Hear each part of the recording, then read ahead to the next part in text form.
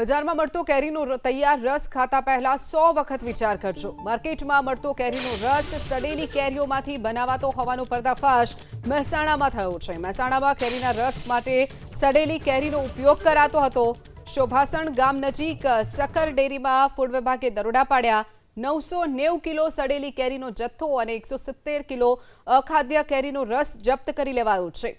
તો ડેરીમાં કેરીના રસમાં હાનિકારક કલર અને સેક્રીન ભેળવી આર્ટિફિશિયલ રસ બનાવવામાં આવતો હોવાનો પણ ખુલાસો થયો છે।